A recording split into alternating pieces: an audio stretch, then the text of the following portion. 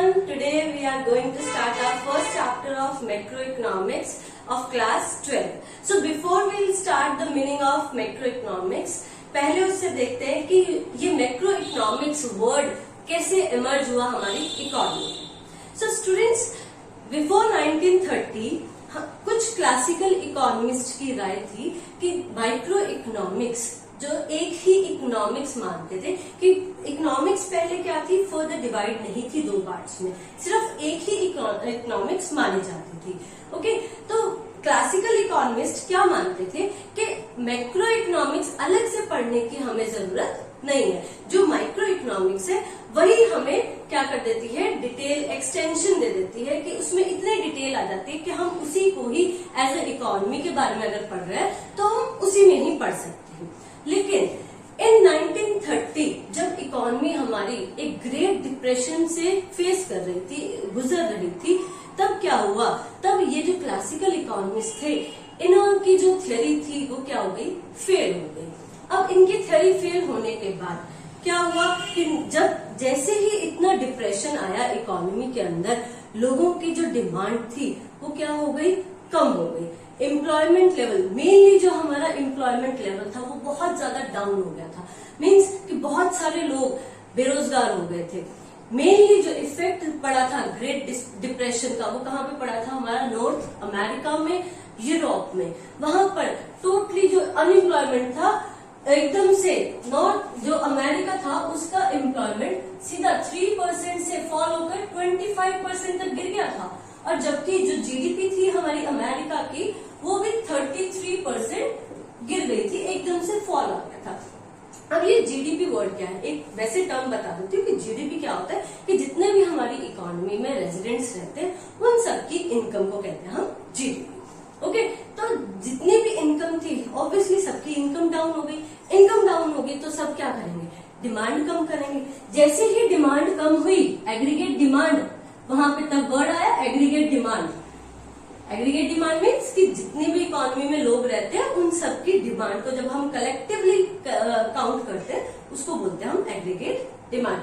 तो उन सबकी पूरी इकोनॉमी में जितने भी लोग थे उन सबकी डिमांड क्या हो गई, कम हो गई. डिमांड कम होने की वजह से जो प्रोड्यूसर्स थे उन्होंने भी अपनी सप्लाई कम कर दी, क्योंकि जब डिमांड ही नहीं है तो वो प्रोड्यूसर्स आउटपुट प्रोड्यूस करने के लिए क्या करेंगे, ऑब्वियसली क्योंकि वो सेल ही नहीं होगा तो फिर उनको लॉस होएगा. तो उन्होंने अभी अपनी सप्लाई जो आउटपुट था वो रिड्यूस कर लिया, कम कर लिया.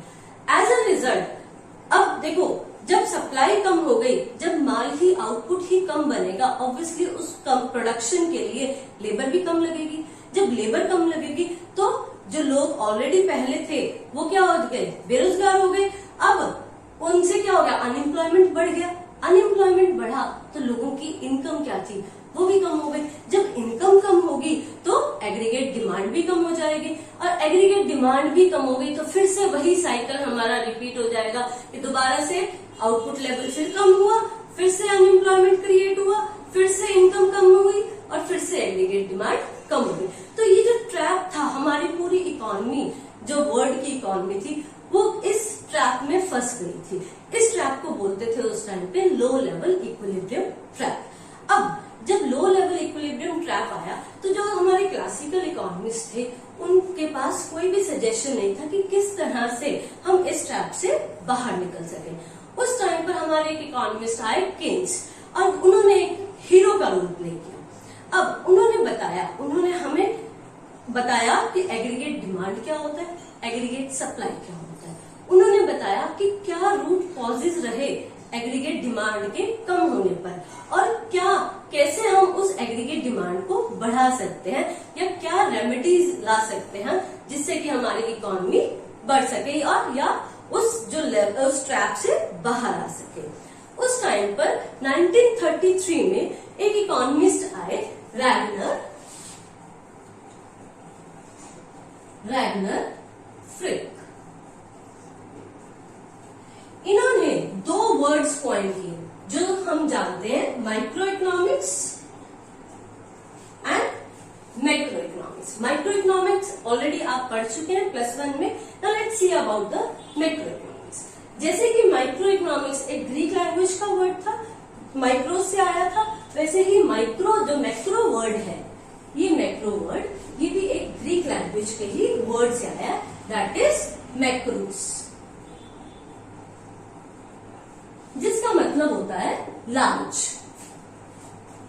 और लार्ज इकोनॉमी में, इकोनॉमी के अंदर लार्ज का मतलब है इकोनॉमी एज अ होल, कि जब हम पूरी इकोनॉमी की बात करते हैं, देखो हमने माइक्रो में पढ़ा था कि एक इंडिविजुअल कंज्यूमर की बात कर रहे थे, एक सिंगल प्रोड्यूसर की बात कर रहे थे, लेकिन मैक्रो के अंदर हम क्या करेंगे, पूरी इकोनॉमी में जितने भी कंज्यूमर्स हैं, जितने भी आपके प्रोड्यूसर्स हैं, जितने जो भी चीजें इफेक्ट करती हैं सभी लोगों को, पूरी इकोनॉमी को, वो कंपोनेंट्स, तो उसके बारे में हम किसमें पढ़ेंगे, मैक्रो इकोनॉमिक्स में।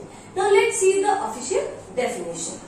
Macroeconomics is defined as that branch of economics। देखो मैंने बताया था कि क्लासिकल इकोनॉमिस्ट ने पहले क्या कहा था कि नहीं सिर्फ हमें माइक्रो ही पढ़नी चाहिए, लेकिन उसके बाद जब केन्स ने एग्रीगेट डिमांड का कंसेप्ट दिया, एग्रीगेट सप्लाई का कंसेप्ट दिया, उन्होंने डिफरेंट अपनी थ्योरीज दी जिसके अंदर उन्होंने वेरिएबल्स बताए इस तरह के, तब उन्होंने कहा कि हमें मैक्रो इकोनॉमिक्स भी पढ़ना बहुत जरूरी है। तो मैक्रो इकोनॉमिक्स क्या हुआ, एक ब्रांच हुई किसकी, इकोनॉमिक्स की, okay, which studies economic issues. देखो मैं यहाँ पे अंडरलाइन कर रही हूँ जो मेन पार्ट्स है, economic issues and economic problems at the level of economy as a whole, कि पूरी इकोनॉमी के लेवल पर जब हम इकोनॉमिक इश्यूज की, अपनी इकोनॉमिक प्रॉब्लम्स की बात करते हैं, तब हम क्या कहते हैं उसको, उस ब्रांच ऑफ इकोनॉमिक्स को कहते हैं हम macro economics.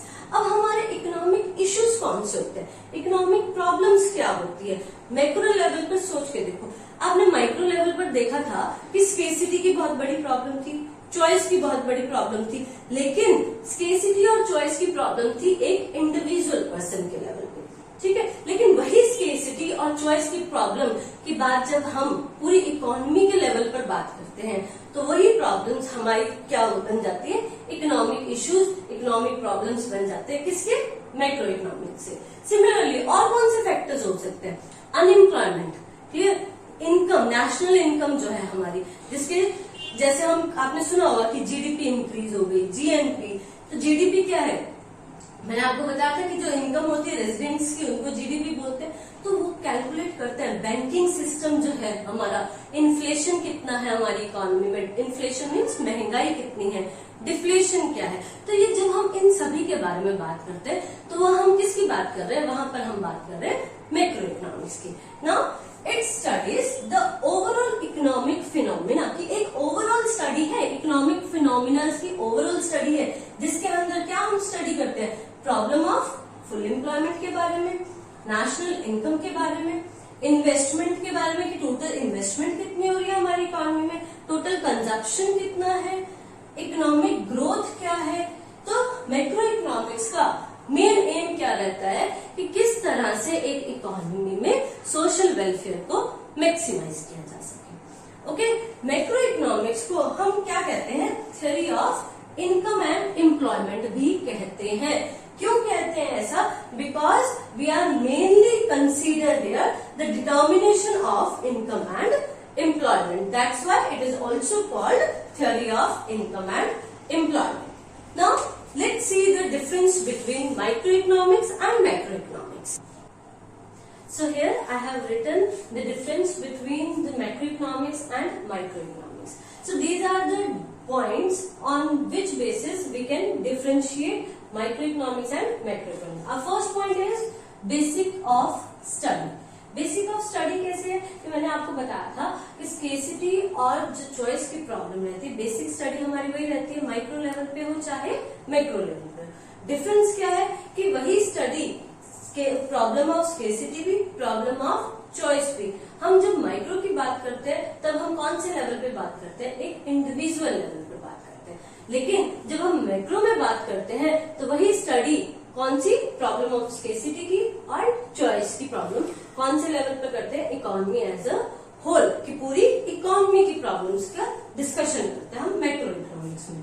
Second point, economic variables, कि कौन कौन से इकोनॉमिक वेरिएबल्स होते हैं हमारे माइक्रो इकोनॉमिक्स में। हम क्या देखते हैं, कंज्यूमर, एक इंडिविजुअल कंज्यूमर की बात करते हैं, तो एक इंडिविजुअल कंज्यूमर की डिमांड की बात करते हैं, हैं, वहीं एक इंडिविजुअल प्रोड्यूसर्स की सप्लाई की बात करते हैं। लेकिन यही जब हम मैक्रो इकोनॉमिक्स में पढ़ते हैं तो हम पूरी इकोनॉमी में जितने भी कंज्यूमर्स हैं उनकी क्या डिमांड है, पूरी इकोनॉमी में जितने भी प्रोड्यूसर्स हैं वो कितना आउटपुट कर रहे हैं, क्या सप्लाई रह रहा है, अनएम्प्लॉयमेंट कितनी है हमारी इकोनॉमी में, नेशनल इनकम कितनी है। तो ये सारे कंपोनेंट्स किस में आते हैं, वेरिएबल्स किस में आते हैं, मैक्रो इकोनॉमिक्स में।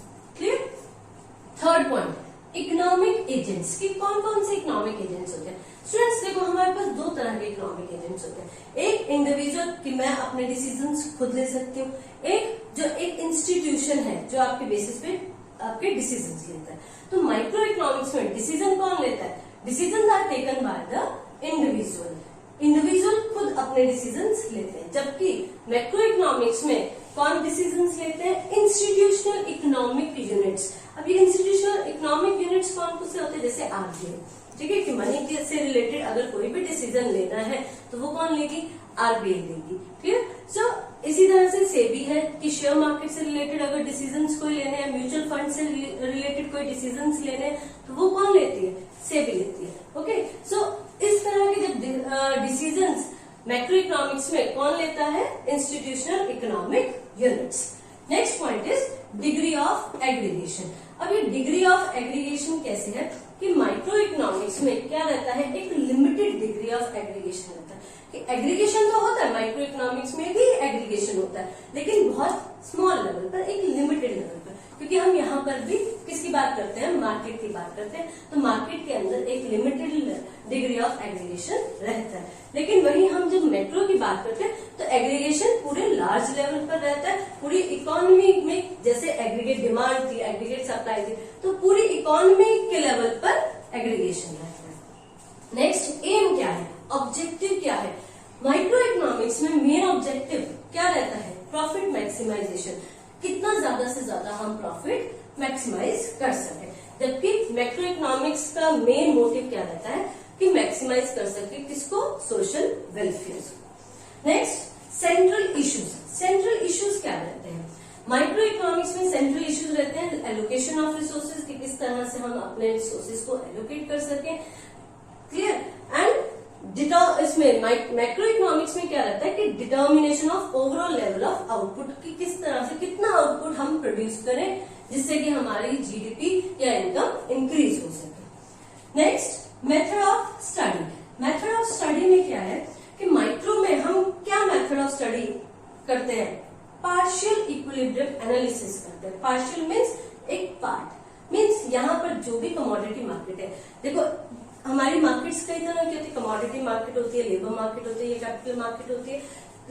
लेकिन जब हम माइक्रो की बात कर रहे हैं तो सिर्फ चेंजेस किस में आते हैं, जो इक्विलिब्रियम की बात करते हैं वो सिर्फ हम करते हैं कमोडिटी मार्केट के अंदर। लेकिन जब मैक्रो में जाते हैं तो हम इक्विलिब्रियम की बात करते हैं। जितनी भी हमारी इकोनॉमी में मार्केट्स है, चाहे वो लेबर मार्केट है, कैपिटल मार्केट है, आपकी कमोडिटी मार्केट है, उन सभी के इक्विलिब्रियम को हम स्टडी करते हैं किसमें, मैक्रो इकोनॉमिक्स में, जिसको हम बोलते हैं journal equilibrium analysis. Next, micro macro paradox. अब ये माइक्रो मैक्रो पैराडॉक्स क्या है कि जो भी हमारी माइक्रो लेवल पर लॉजिकल पॉइंट्स रहते हैं, जरूरी नहीं है कि वो लॉजिकल पॉइंट्स हमारे मैक्रो लेवल पर भी रहें। और वैसे ही जो हमारे पॉइंट्स, जो कंपोनेंट्स हमारे मैक्रो लेवल पर रहते हैं, जरूरी नहीं है कि वही लॉजिकल पॉइंट्स आपके माइक्रो लेवल पर भी रहें। इसका बड़ा अच्छा सा एग्जाम्पल है, जैसे कि सेविंग। अगर मैं इंडिविजुअल एक माइक्रो लेवल पर बात करूं तो सेविंग क्या है, बहुत अच्छी बात है कि मेरी फ्यूचर सिक्योर हो रहा है मेरा। Clear.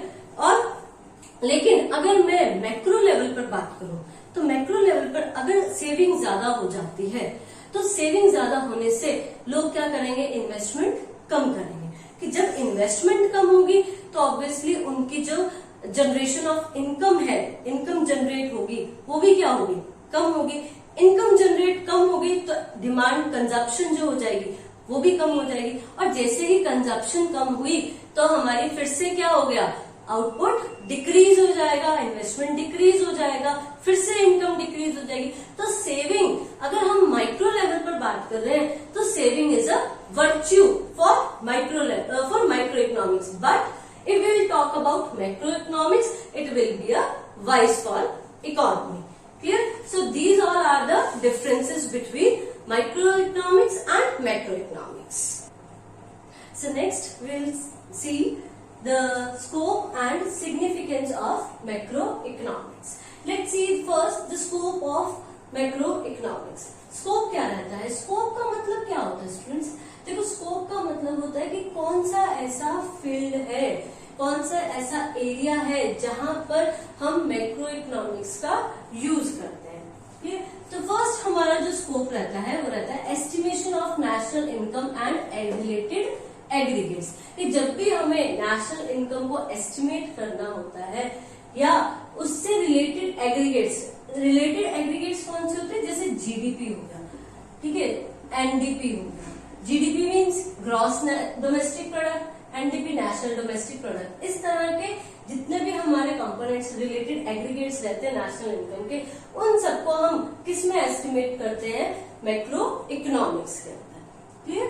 Next second point is theory of employment, कि जब हमें एम्प्लॉयमेंट के बारे में पढ़ना होता है कि क्या क्या कॉजेज रहते हैं। मेनली हम यहाँ पर बात करेंगे केन्स की थ्योरी की बात करेंगे कि केन्स ने हमें क्या क्या प्रॉब्लम्स हुई, किस वजह से अनएम्प्लॉयमेंट जनरेट होता है और उसको किस तरह से हम रिमूव कर सकते हैं, क्या क्या रेमेडीज अपना सकते हैं so that we can reduce the unemployment. तो जब हम उसकी बात करेंगे तो वहां पर भी हमारा मैक्रो इकोनॉमिक्स में ही हम स्टडी करेंगे theory of employment. Next theory of money. देखो, मनी किससे कंसीडर है? ऑब्वियसली बैंक से। तो बैंकिंग के बारे में जब हम बात करेंगे तो वो भी हम किस में बात करेंगे? मैक्रो इकोनॉमिक्स में। आरबीआई के बारे में, कमर्शियल बैंक के बारे में, कि किस तरह से कमर्शियल बैंक्स, देखो कमर्शियल बैंक्स जो है दो काम करते हैं, लोन्स भी देते हैं और डिपॉजिट्स भी रखते हैं। तो वो किस तरह से लोन्स के थ्रू अपना क्रेडिट क्रिएशन करते हैं, इकोनॉमी में किस तरह से मनी क्रिएट करते हैं, सप्लाई करते हैं, तो वो सब हम किस में पढ़ते हैं? मैक्रो इकोनॉमिक्स में। तो वहां पर भी जो study of theory of money रहती है वो भी किसमें रहती है? मैक्रो इकोनॉमिक्स में। Next fourth, theory of general price level, inflationary और डिफ्लेशनरी गैप, कि यहाँ पर हम थ्योरी ऑफ जनरल प्राइस, कि हमारी पूरी इकोनॉमी में क्या प्राइस लेवल रहता है, कितना इन्फ्लेशन है, कितना डिफ्लेशन है, क्या गैप रहता है, डेफिशिएंट डिमांड मीन्स कि जब हमारी डिमांड जो होती है वो सप्लाई से कम होती है, एक्सेस डिमांड, कि जब हमारी डिमांड सप्लाई से ज्यादा हो जाए, तो वो सब केसेस हम सब डिस्कस किसमें करेंगे? मैक्रो इकोनॉमिक्स में। नेक्स्ट रोल ऑफ गवर्नमेंट, कि रोल ऑफ गवर्नमेंट के बारे में भी हम किसमें बात करते हैं? मैक्रो इकोनॉमिक्स में। मैक्रो इकोनॉमिक्स में कि क्या बजटरी पॉलिसीज रहती हैं गवर्नमेंट की, क्या बजट आया, ओके, वो उसके क्या क्या प्रोग्राम्स फ्रेम किए गवर्नमेंट ने, कौन कौन सी पॉलिसीज नहीं लेकर आई है गवर्नमेंट, तो वो सब भी हम किसमें बात करेंगे? मैक्रो इकोनॉमिक्स में। Next six, exchange rate and balance of payment. अब ये एक्सचेंज रेट क्या होता है? एक्सचेंज मीन्स एक चीज देना और दूसरी चीज उसके बदले में लेना। तो इकोनॉमी में हम जब एक्सचेंज रेट की बात करते हैं, इसका मतलब हम बात कर रहे हैं कि जो हमारी फॉरेन करेंसी है, उस फॉरेन करेंसी को लेने के लिए हमें कितने रुपीज देने पड़ते हैं। जैसे कि $1 के लिए सपोज आपको 55 रुपीज देने पड़ेंगे, तो आप वो क्या है, वो जो रेट एक्सचेंज रेट डिटरमाइन करते हैं वो भी हम किसमें करते हैं? मैक्रो इकोनॉमिक्स में। बैलेंस ऑफ पेमेंट्स क्या हो रहता है कि वो सारी ट्रांजैक्शंस जो हम रेस्ट ऑफ द वर्ल्ड के साथ करते हैं, यानी कि फॉरेन कंट्रीज के साथ, इसमें हम बात करेंगे एक्सपोर्ट्स की, इम्पोर्ट्स की, तो उसका सारा का लेखा जोखा जो रहता है वो किसमें रहता है? बैलेंस ऑफ पेमेंट्स के अंदर रहता है। So these all are the scope of macro economics, की कहां पर हम मैक्रो इकोनॉमिक्स की स्टडी करेंगे। Next are the significance. Significance means कि क्या इंपॉर्टेंस है, क्यों हम स्टडी करें मैक्रो इकोनॉमिक्स की, क्या इंपॉर्टेंट रोल प्ले करता है हमारा macro economics. So first is description of the economy, कि ये हमें क्या बताता है? कि हमारी इकोनॉमी के बारे में बताता है कि एक इकोनॉमी में कितनी नेशनल इनकम है, उस इकोनॉमी की कितनी जीडीपी है, कितने लोगों की क्या इनकम रहती है, अनएम्प्लॉयमेंट कितनी है, कितने लोग एम्प्लॉयड हैं, कितने लोग अनएम्प्लॉयड हैं, गवर्नमेंट बजट क्या है, क्या क्या पॉलिसीज अडॉप्ट कर रही है गवर्नमेंट, क्या क्या नई प्रोग्राम्स लेकर आ रही है, तो वो सारा डिस्क्रिप्शन कौन बताता है? मैक्रो इकोनॉमिक्स बताता है। Second, road map growth and development, कि यहाँ पर भी एक रोड मैप शो करता है हमें मैक्रो इकोनॉमिक्स, एक मैप की तरह। जैसे एक रोड मैप का मतलब क्या है कि रोड्स का बताता है कि कहाँ कौन सा डेस्टिनेशन है, कैसे जा सकते हैं। उसी तरह से हमारा मैक्रो इकोनॉमिक्स ये बताता है कि हम किस तरह से कौन कौन से प्रोग्राम्स, कौन कौन सी पॉलिसीज को अडॉप्ट करके ग्रोथ अचीव कर सकते हैं। Next third is economic stability, कि इकोनॉमी में स्टेबिलिटी रहनी चाहिए। वो कैसे रहे? देखो, किसी भी इकोनॉमी के लिए जब भी कोई इन्वेस्टर इन्वेस्ट करता है तो उसी इकोनॉमी में इन्वेस्ट करता है जहां पर स्टेबिलिटी होती है। ठीक, तो स्टेबिलिटी लाने के लिए एक इकोनॉमी में हमें क्या करनी पड़ती है? पॉलिसीज बनानी पड़ती हैं। अब वो पॉलिसीज कौन सी होती है? एक तो होती है मॉनेटरी पॉलिसीज, एक होती है फिजिकल पॉलिसीज। मॉनेटरी पॉलिसीज, देखो मॉनेटरी मनी से रिलेटेड है मॉनेटरी, तो मनी की पॉलिसी हमने यहाँ पे पढ़ा। मनी के लिए हमने क्या बताया था मैंने आपको? बैंक। तो जो भी डिसीजंस, जो भी पॉलिसीज बैंक यानी कि हमारा central bank RBI, head of the bank होता है आरबीआई, तो वो जो भी पॉलिसीज फ्रेम करता है उसको बोलते हैं हम मॉनेटरी पॉलिसीज। और फिजिकल पॉलिसीज वो होती हैं जो कि फ्रेम की जाती है by the government. Next BOP status. BOP हम किसको बोलते हैं? बैलेंस ऑफ पेमेंट्स को ही बोलते हैं, कि हमें इससे पता चलता है कि हमारी इकोनॉमी की परफॉर्मेंस कैसी है फॉरेन कंट्रीज के साथ, कि कितना हम एक्सपोर्ट कर रहे हैं, कितना इंपोर्ट करते हैं, क्या हमारी जो इकोनॉमी है उसका एक्सपोर्ट ज्यादा है या इंपोर्ट ज्यादा है। वो सब हम स्टडी किसमें करते हैं? मैक्रो इकोनॉमिक्स में। तो जो हमें इन सब चीजों के बारे में बताती है, इसीलिए हमारे पास जो मैक्रो इकोनॉमिक्स है वो बहुत इंपॉर्टेंट रोल प्ले करती है। Fifth, problem of poverty and environment pollution, कि अगर हम पॉवर्टी की बात करते हैं, कितनी पॉवर्टी है हमारी इकोनॉमी के अंदर, कैसे हम अपना पॉल्यूशन कंट्रोल कर सकते हैं, एनवायरमेंट को सेव कर सकते हैं, जो सस्टेनेबल डेवलपमेंट की हम बात करते हैं, वो सारी बात किसमें करते हैं? मैक्रो इकोनॉमिक्स में। हमें मैक्रो इकोनॉमिक्स ये बताता है कि किस तरह से हम पॉवर्टी को रिमूव कर सकते हैं, किस तरह से हम एनवायरमेंट पॉल्यूशन कंट्रोल कर सकते हैं। सिक्स्थ, पॉलिसी फॉर्मुलेशन, कि कौन कौन सी ऐसी पॉलिसीज बनाई जाए जिससे कि हमारी जो एग्रीगेट डिमांड है एग्रीगेट सप्लाई के इक्वल हो जाए, इक्विलिब्रियम का पॉइंट रहे।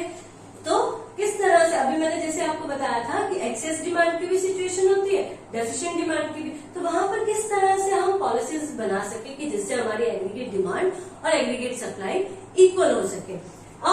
और कौन से फॉर्मुलेशन कर सकते हैं? अनएम्प्लॉयमेंट से रिलेटेड, कि कौन कौन सी पॉलिसीज बनाई, जैसे कि आपकी गवर्नमेंट, हमारी गवर्नमेंट ने मनरेगा पॉलिसी बनाई है एम्प्लॉयमेंट जनरेशन के लिए। क्लियर? जैसे किसान को क्या दे रखे हैं, किसान केसीसी जो पॉलिसी प्रोग्राम्स बनाए हैं अभी गवर्नमेंट ने, तो वो सारे प्रोग्राम्स किस लिए बनाए हैं? इसीलिए कि ताकि हमारी इकोनॉमी ग्रो कर सके। सो पॉलिसी फॉर्मुलेशन में भी हमारा मैक्रो इकोनॉमिक्स बहुत इंपॉर्टेंट रोल प्ले करता है। सो ओवरऑल हम देखें तो हमारे पास जो माइक्रो है वो भी इम्पोर्टेंट है स्टडी के लिए और मैक्रो भी। तो एक इकोनॉमी के लिए माइक्रो लेवल पे पढ़ना जरूरी है और मैक्रो लेवल पर भी। क्लियर? So this is